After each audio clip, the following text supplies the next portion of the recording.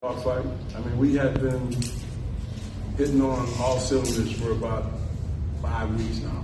And I say everybody was hitting, the bench, the starters. Chris and Canin was marvelous. And so sometimes you run into a game where, it just doesn't go your way all the time. But we hung our hat on defense.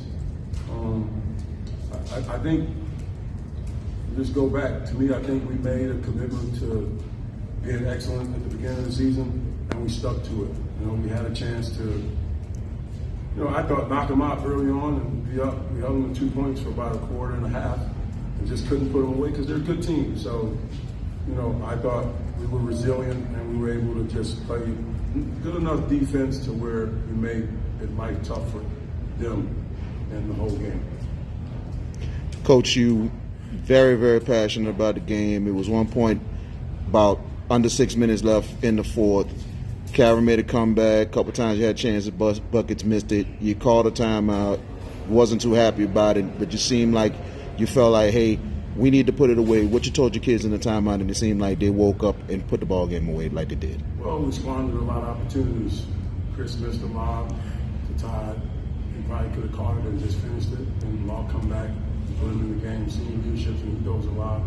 And those plays are backbreakers. If you score, the game's out of reach, but you kept giving them life. And anytime you give a team that is hungry as this and well coached, does a great job with Kelly Baptist, you give them life, you give a chance. But they responded like they've always responded.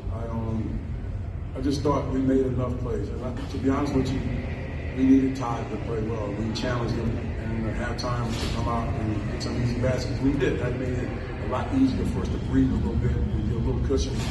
And then these two guys took us home. And so that was important for the group. What was the message at halftime? I mean, probably one of the lowest scoring first halves for you guys, unlike you guys. What was the message in the locker room?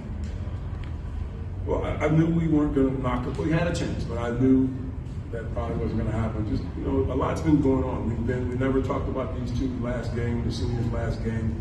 But I thought tonight, it caught up with them a little bit. I thought they were a little tight. I thought we made some uncharacteristics, freshman-type mistakes that teams don't make. But at the end of the day, the message just was, let's get off to a good start. The half was over. The objective is to win the game. It wasn't pretty, but we had enough cushion to withstand a run. Our motto is basically to try to, we treat this like a road game, and you want to be up +10 to withstand any run. I don't think we're going to turn the ball over 6, 7 times in a row. Not with this group, but we did 2 or 3, which, but they didn't score every time. And so the message just was to get Todd going, and we had to score on the inside because the shots stopped going in the first half. We weren't in sync, we weren't in rhythm. And credit to Calvary, though. They did a good job switching up defenses, jumping it up a little bit. But I thought we were able to prevail. Third quarter, you guys outscored them 21-8. What did you see as being kind of the main difference? Todd, he set the tone. We made a point. I put Chris on the baseline as a bigger player. We ran a little zone offense where he could run the baseline. Chris Lehman made some good decisions. He flashed to the middle. We drove. And one time, Todd got it and pitched it to Chris in the corner. I thought we finally got a little bit of a rhythm. I thought that was the difference in the game. I think, to me, I start, like I said, I start the season off with a moniker and try to, make these guys look at it every day. And once you become committed to being excellent, sometimes you ain't going to work all the time, but it becomes habit, right? And it's become habit for these two guys in this team and the program, to where we expect to play well. And even if we don't play our best, we're savvy enough veterans that have been around. They've been the semifinals and 3 finals, these guys. So they understand what it takes and what winning looks like. And this was happy to see these guys finish on an incredible high note. They set the bar high for the guys behind them. They have. We're excited. I'm excited for these guys and their future. Chris and Canin, your thoughts. Last game for you guys. You started together. You finished together. Let me get your thoughts, especially with you, Chris, back-to-back titles being right, that this year you're the most outstanding player, and Canin, your thoughts that your teammate, that last season you got it, this year he gets the most outstanding player. I just feel like if we was on a different team, we would both be averaging 30, like Coach said on Tuesday. So I just feel like we both the best player on the team. We just, some days he the best and I have to back him up and in a different role. Some days I'm the best and be in a different role. But I just feel like we just rub off each other and we just communicate. Beginning of the season, people might think we was, a puzzle piece that couldn't fit, but we just made it work. We just talked off the court and just try to finish off on the right note because we grew up together and we just wanted to win. Yeah, it was definitely special. Like this year, this game, I was struggling in the first half, especially first quarter, and him just keeping the team together, making the small plays, extra pass. He kind of kept us in there first half, and I was pretty much out of it. And then we just came together second half, both of us, and just finished off the game the right way. But yeah, it's definitely been a great 4 years. I would like to add to that. Sometimes as a coach, since I've had him, like I had him since 8th grade, I had Chris now for 4 years.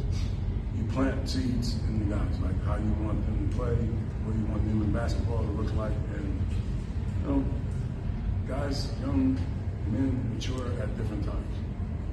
I think their maturation level this season, especially the last 6 weeks, 5 weeks, was paramount. It was awesome.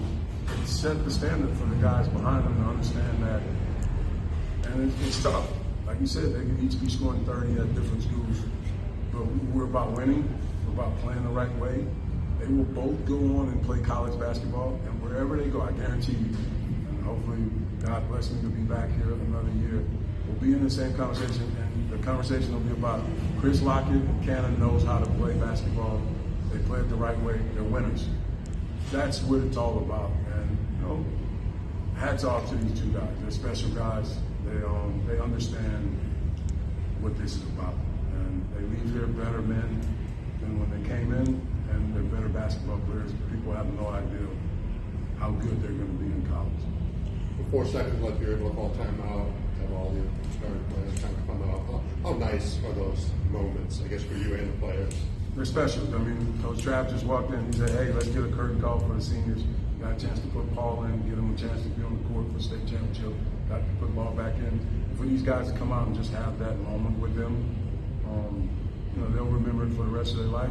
And, man, to win a championship on any level is special. And to go back-to-back when you're the top dog, top seed, one of the best teams in the state.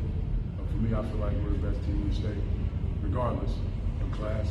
But for these guys to hold that mantle all year long, I think they got bored with it for a little bit, for about 3 weeks, and then we got